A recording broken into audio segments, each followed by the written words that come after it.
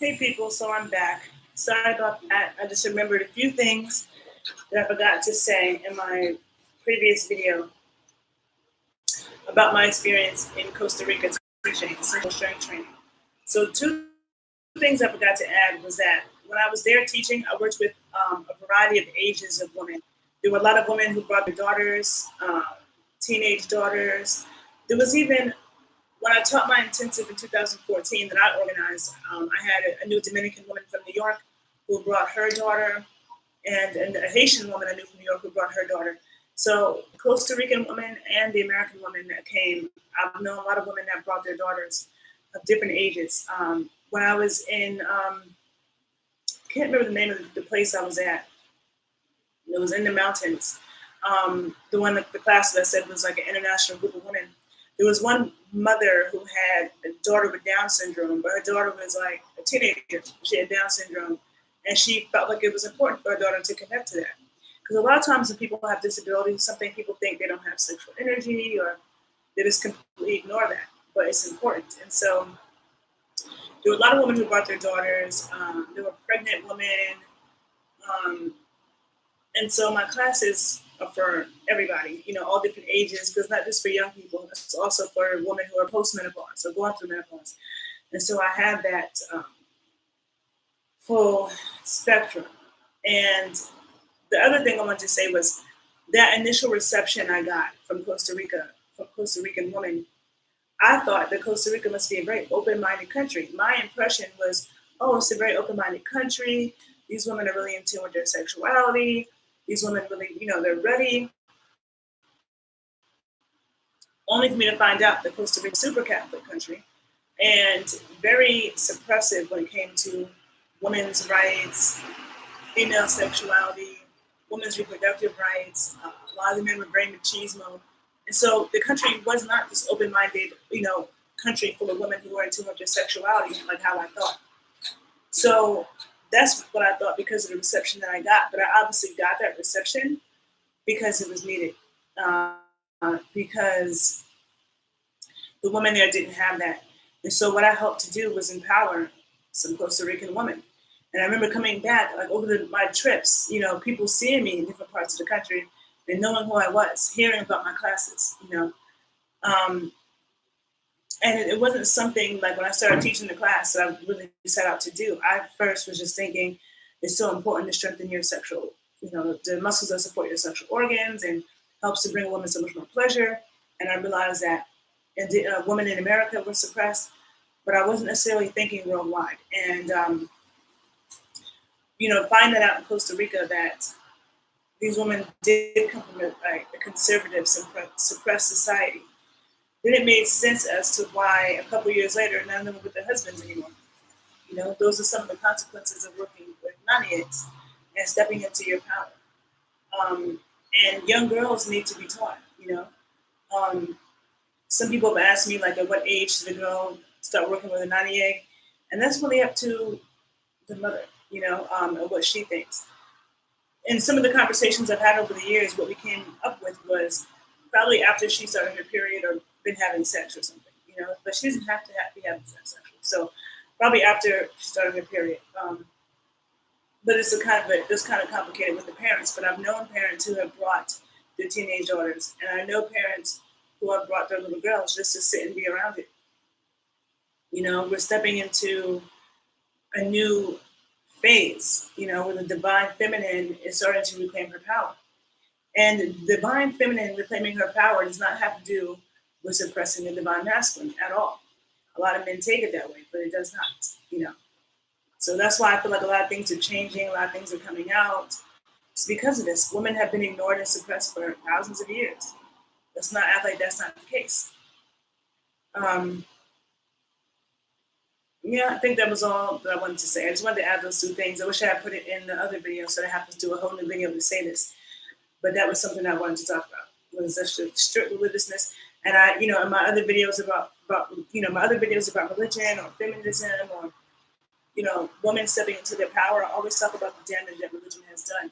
Religion, Western religions, patriarchal religions, Islam, Judaism, and Catholicism, Christianity,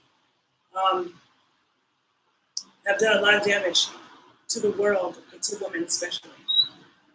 And so eggs, not only eggs in general are goddess symbols.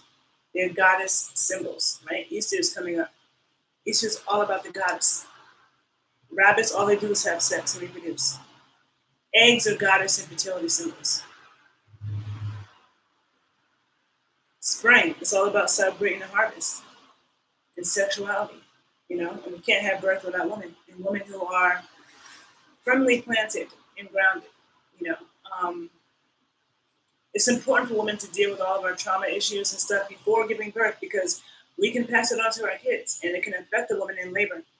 And so, I've learned a lot from teaching women, definitely learned a lot from my experiences in Costa Rica. And I'll share more as more comes back to me and as I begin to write it down and compose this book. So if there's something that you learned or enjoyed about this video, please share it, subscribe, find me on YouTube and Instagram. Instagram is the_Renaissance_Amazon_81, and YouTube is the Renaissance Amazon. And definitely find out more about my Sensual strength training class, my 98 practice, my Kundalini strength training class for men. Because I remember when I taught the class for men, they were also very thankful. And one of the men was a sexual educator. So I remember he brought me all these like dildos to demonstrate on. And like there was one guy who took my class who had some serious things going on. Like one of his something was wrong with one of his testicles. He had like a testicular injury. And a lot of times with weird things like that, people don't know who to talk to, So I remember like I've heard a lot of those things and troubleshoot and try to help men with a lot of those things. So it's not that I just work with women,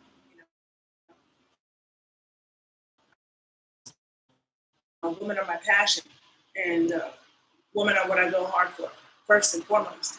Just like I go, just like I work with white people in other cultures, but black people I'm gonna go hard for. That's my people, and we've been, a lot has been taken from us. So, but it doesn't mean that I don't work with white people or I don't like white people. No. Same thing with men. I definitely work with men. I like men, but women are my real passion and my number one. What drives me. So I just wanted to share that. Thanks for listening. Have a good day, people. Oh, keep thinking of other things I want to say. One thing I noticed about Costa Rica too, especially on the Caribbean coast, was there were a lot of white women who would come to Costa Rica just to get knocked up by black men. Like we all know about people taking trips to the Caribbean to have sex, women taking trips to the Caribbean to have sex, men taking trips to the Caribbean to have sex. But in Costa Rica, there were a lot of women I felt like that went there to have babies, so they went there to have a baby with a black man. And the land in Costa Rica is so fertile, like, and you're in the rainforest. It rains tremendously, okay? Tremendously. Especially when you're there during rainy season. It's like, I've never experienced that kind of rain, like the world's coming to an end. But you need a lot of rain to have all the vegetation and flowers. So for the fertility of the earth, yes, the sun is important, but we need lots of rain, okay? And everything is wet and moist. And so it was just like a lesson about wetness, moistness, life, fertility. Costa Rica is so humid that like any piece of paper you have would turn to mush, okay? Just turn to complete mush. And I have some videos, if you look back, actually on YouTube about cultural appropriation. I have a video that I did with Pakistani, and that was that was my last time in Costa Rica in 2015. And we talked about what we saw with one of the white women whose places that we were teaching at. And